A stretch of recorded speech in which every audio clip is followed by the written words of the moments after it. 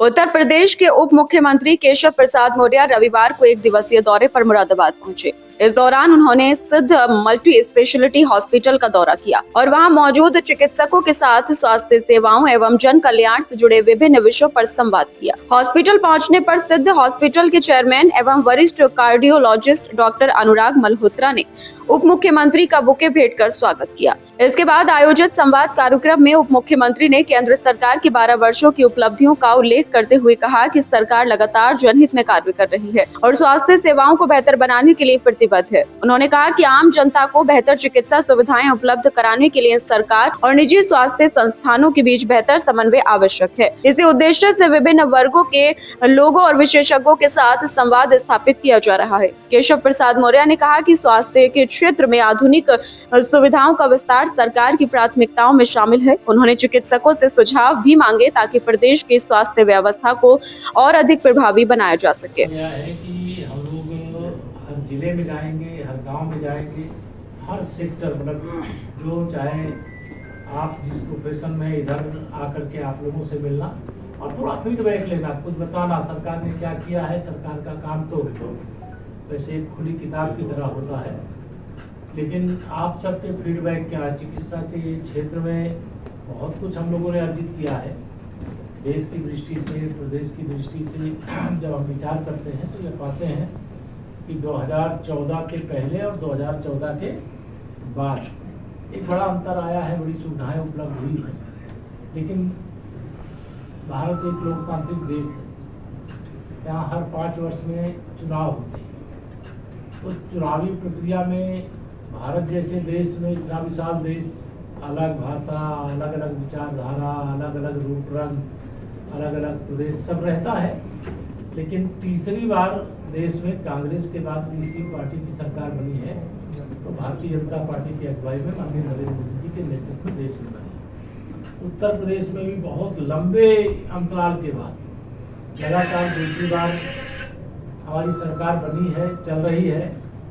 और तीसरी बार तो सरकार लगभग विरोधी भी मानते हैं कि भाजपा जहां एक बार आती है अपने कार्य के बल पर, तीसरी बार तो आती ही आती है। अभी आसाम इसका उदाहरण है, हरियाणा इसका उदाहरण है, महाराष्ट्र इसका उदाहरण है।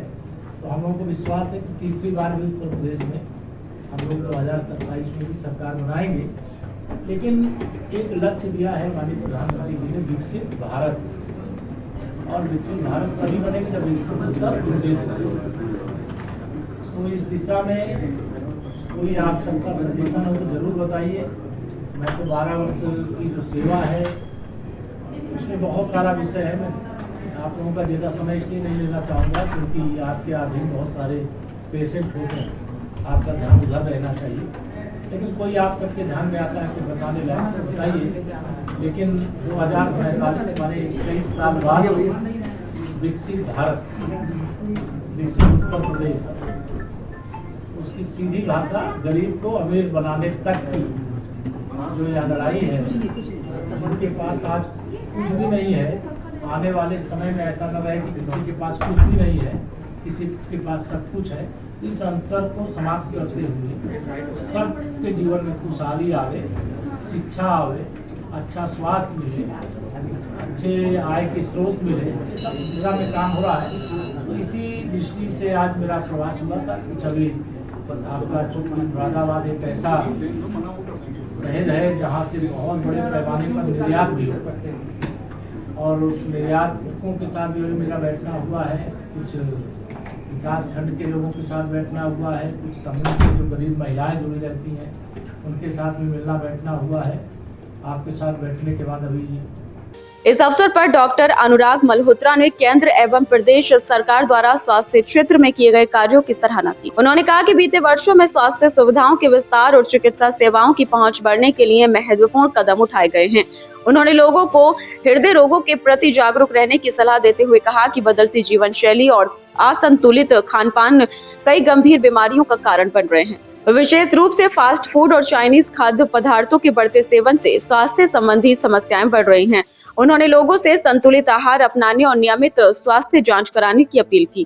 प्रधानमंत्री मोदी जी के 12 साल पूरे हुए हैं कार्यकाल, तो पिछले 12 सालों में जो सरकार ने कार्य किए हैं उससे समाज में क्या फ़र्क पड़ा है, जो समाज के डिफरेंट वर्ग हैं उससे किस प्रकार से उनको पॉजिटिव इफेक्ट उनको हुआ है, उसका एक असेसमेंट और उसके बारे में लोगों को बताना।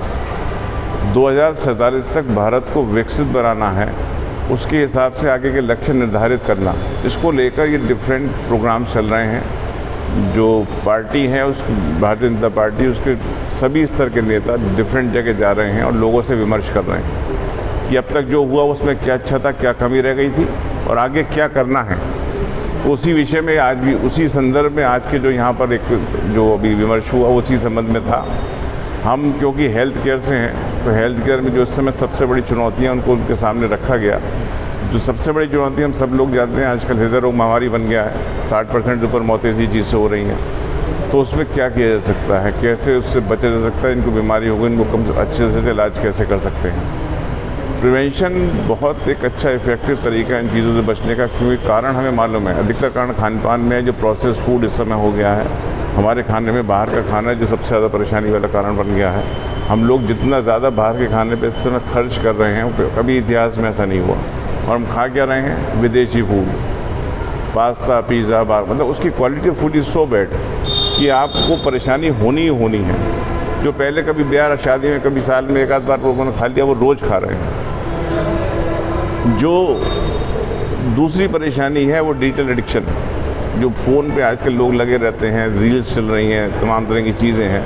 वो बेसिकली तो जो मेगा कॉरपोरेशन उनको दिमाग के कैप्चर करने की टेक्निक है, कैसे हम उनको पकड़ने हमारे कब्ज़े में रहे हैं, उसी हिसाब से वो चलाते हैं रील्स। तो आप उसमें लगातार लगे रहते हैं, फिर उसमें बीच में ऐड आते हैं कि आपको क्या खाना है, क्या कपड़े पहनने, क्या करना है, वो सब हम उसी तरह से फॉलो करते रहते हैं। उससे बचना है हमें।